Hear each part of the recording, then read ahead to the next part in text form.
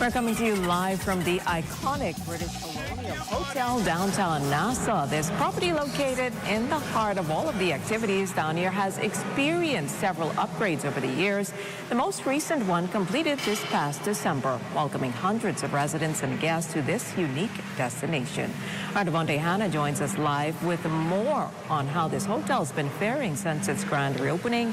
Good evening, Devontae, and happy Independence. Good evening, Jiminita, and happy Independence to you as well. We were just outside for a summer splash beach party earlier today, and now we're on the inside of the British Colonial, and it's so cozy, and of course it's so memorable, and it's almost nostalgia of being back here. But right now, I'm not going to talk too much about my experience. I'm going to bring in Dan McDermott. He's the general manager of the British Colonial. Dan, thank you so much for joining us. Happy Independence to you. Well, listen, happy Independence to you. It was quite an event today, and I was super excited to be able to host so many people and to celebrate the amazing holiday.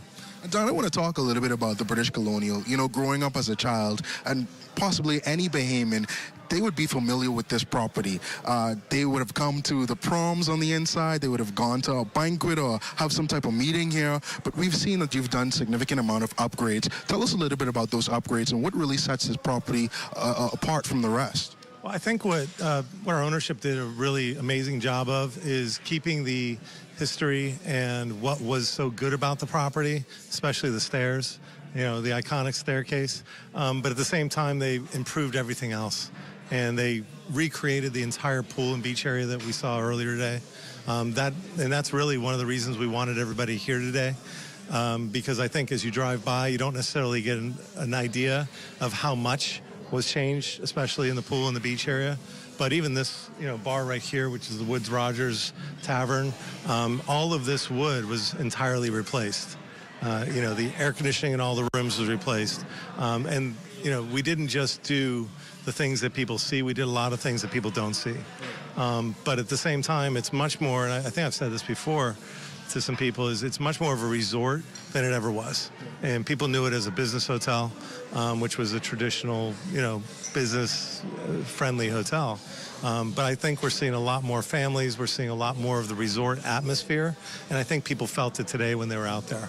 Definitely. I can say the same. Even just in the room, we can see families, people of all ages here enjoying the food that smells so delicious. And at this point, I am a bit hungry just standing here. But tell us a little bit about some of the amenities, some of the restaurants that you've now introduced to this property. What's really, unusual in a lot of ways, within this space, we have a sushi restaurant, which is our Sakana sushi, noodle and sushi bar.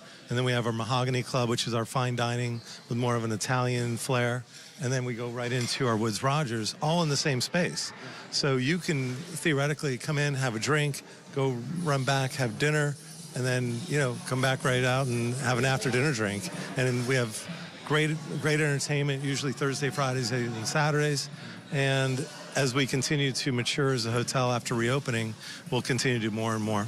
And talking about that maturity, I'm certain that it's been pretty decent since opening back in December for you. Just talk a little bit about your bookings and what's been the general, how people have been receiving the hotel lately. Well, I think what guests are saying, they all love the property.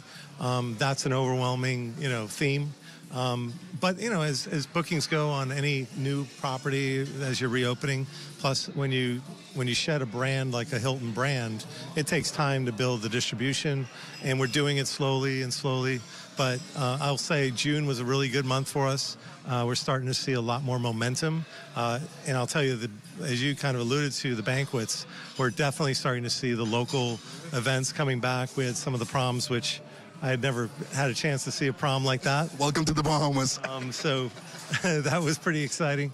But I think the local events, and certainly we really want this to be a home for Bahamians, and we want that to be a central focus of ours, and hence why we did what we did today. And there are local rates for Bahamians to stay? Sure, absolutely, on our website at BritishColonial.com, and we want to make sure that we're focusing on that. And we have happy hour every single day here in the bar from 4 to 6 with great prices on food, great prices on drinks.